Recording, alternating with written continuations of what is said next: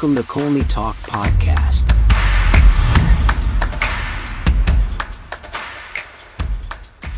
Hello, everyone. Hope you're doing well. Welcome to another episode of Colney Talk Podcast, a bite-sized show. I'm your host, Alex, first-time guest. Happy to have you here.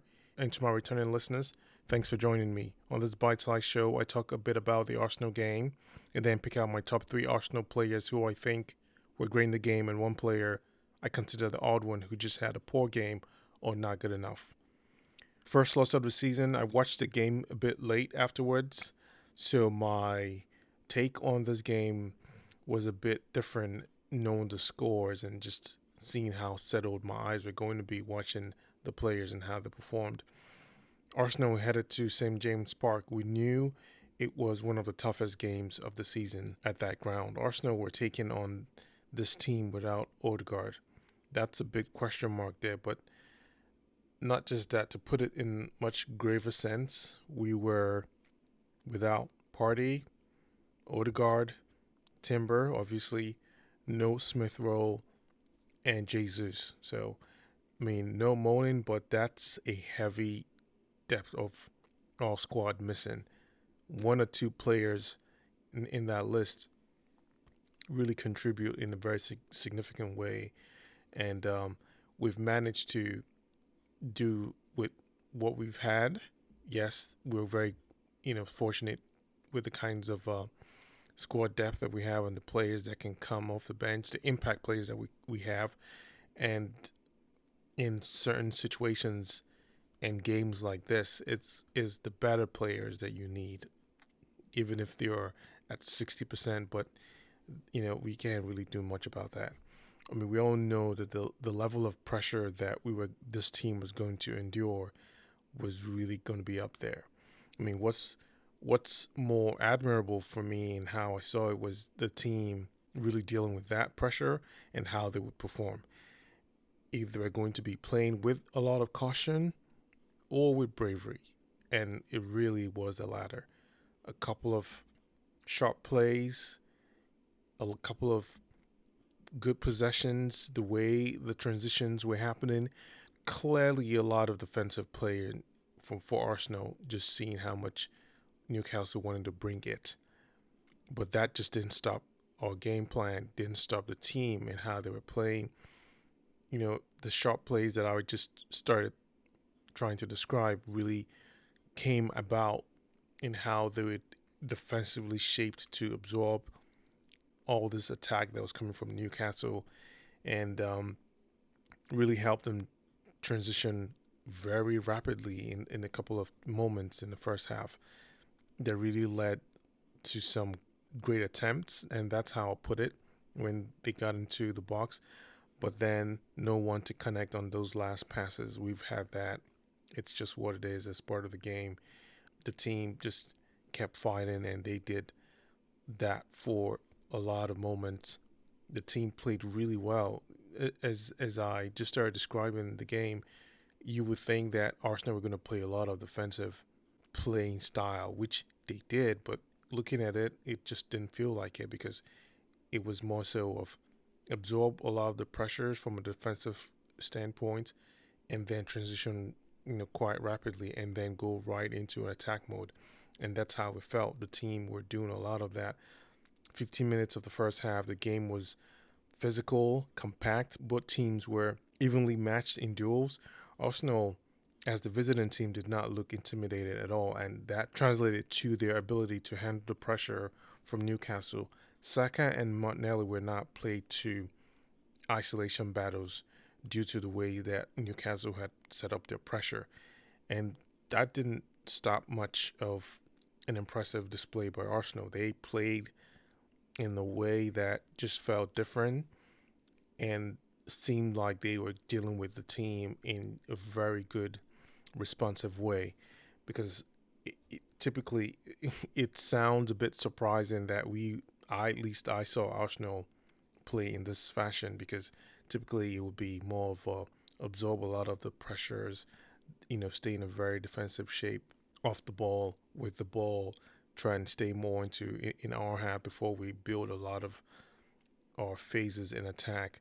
And that usually kind of happens in the second half of the game. I mean, we've gone through this, but it was rather surprising that the attack and the quickness and quick transitions from Arsenal were happening in this first half and just gave the team a lift. It was a good response where the kinds of attack and waves of pressure that were coming in, Arsenal, turned that in their favor and had a lot of opening situation that Martinelli was able to drive through, Rice was able to drive through, and Newcastle didn't look to overrun Arsenal in that first half. They managed to thrive and play really well defensively first, and then with conviction driving forward.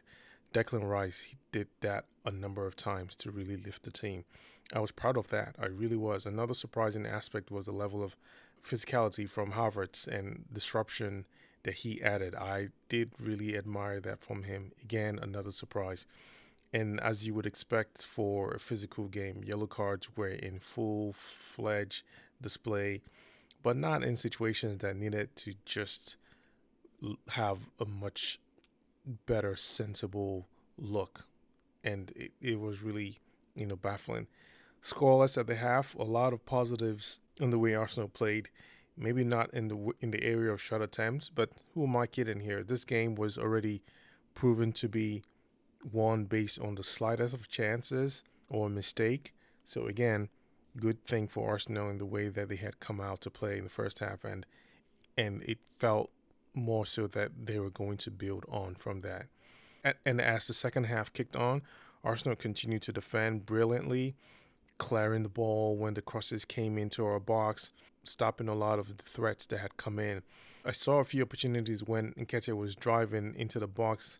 He was just had that one-on-one opportunity where there was some opening, but he was outmatched physically. That took away a major threat.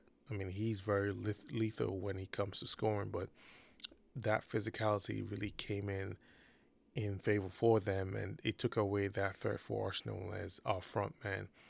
Arsenal played well, but that was usually to our defensive strength, and you're probably going to know that was the theme as this game really came into full form. And for us, that helped with our control, especially in the middle. And then for that second half, the goal that was given to Newcastle has been talked about so much. I don't feel it right to just add any more because it has rubbed away from the game, rubbed away from the way the team played. I know in the end is about results, but this I would chalk it up to one of those ridiculous situations. Full stop. That's it. Field tilt looked advantage Arsenal, but my assessment it didn't really translate more in the really attacking sense that we know and really hope to see Arsenal get better at. That was the only place that needed more firepower. Bringing in Trossard and Vieira was for that reason, and it didn't take. Into the final 10, smarter plays from the team, getting inside the box this time, but no one at the end to make a connection with the ball.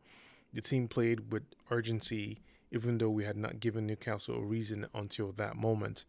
Higher energies, good drives, quick passes, just really gone up one level, and that was needed because we were now chasing the lead, and Newcastle found themselves under pressure, keeping their concentration, trying to keep things in front of them. All the corner kicks and attempts that we try to have within the box was just what that had come into. And as the seconds slipped by of added minutes, Arsenal kept on pushing and trying to make things happen, set piece, situations, a few more crosses. A lot of the shots were blocked. So, credit to Newcastle defensively in how they had to keep their lead and try to not make anything bounce off in our favor. And that's how much the team kept pushing until the final whistle. And I will say this, it was a loss, not a defeat, because there were so many circumstances. And in the way that I would consider a defeat is when we were not the better team, but it just didn't feel like that's a statement for this game. So a loss, and that's that. The team played well, but did not play well enough in the opponent's box to increase their chances. Proud of the team and how they came to this ground and faced the team, because now we know that it's a little different look of this Arsenal with this particular squad. We know that there is different dynamics in how they would have to handle the pressures, the situations that will call for more attacking heroes, and whoever that will come from, either from the bench or some other player that we're beginning to welcome and at least hope that they do more. So that's just what we're dealing with right now. But for this team and for the game, there's a lot more positives that at least I'm calling out and I want to at least acknowledge for the team in general. So for my top 3 performers, first player Rice, undeniably a huge presence in the game and in different phases at that. He played really well. He did much more in the offensive contributions for a player that was tasked defensively. Not that he was limited to do such anyway, but it was just very hard to get your eye away from him without mentioning the bright spark of what he was for this game and how he played for the Arsenal team. Just an unbelievable great player. Second player, Saliba. It seemed like Newcastle were going to attack much more on the left side of our defense towards Big Gabby than on the right, because clearly there was a reason for that happening, because the most chances and crosses that were coming in did come from the right side, and nothing of that sort really happened from Saliba's side. He locked down Newcastle's biggest attack, and he really came out on top in terms of physicality. So that's another impressive performance going against a very top physical team and fast one at that. So high praise for Saliba and the way he really played in the game. Third and final player, Jorginho. His technical awareness and influence translated more in our attacking transitions and how we were able to absorb Newcastle's press, and in that same motion keep the game flow towards our advantage driving forward. So a lot of credit goes to him in that, commanding presence in the middle, making things happen where he was able to, release the ball to the faster players and get Newcastle in a position that they likely didn't expect to be, given how they had started imposing their own pressure and attack in our own half. So great situation, and this was one of the better games for him to really be in, and I'm glad he did, impact the team in the way that he played. I don't have a player to call out in this game, but while I understand how much Saka was locked down, there were moments that he could have shown those moments of his brilliance, especially knowing how tight this game was and the fewer chances that he was going to be getting. I just wish in those moments, some of the actions that he could have taken would have just been at least those actions that, who knows, it could have been something better. But the lack of that made our chances even much more slimmer or non-existent. So that's just what I want to mention there. Well, folks, it's a loss. What I would rather point to is how the team will learn from this in terms of doing more in the box, finding more in an attacking situation, because we have lacked that and we continue to do so. Imagine if this is the same squad for the next game, which is a possibility, by the way. We will need to see more of that spark in the box, more of that attacking threat, more of those opportunities and things happening with greater intentions, because we have missed and lacked that, and we can't keep on with that situation going forward. And with that, I'll wrap it here for this episode. Hold your head up, folks, and the team. Better things ahead, I'm sure. Talk to you all later. Take care.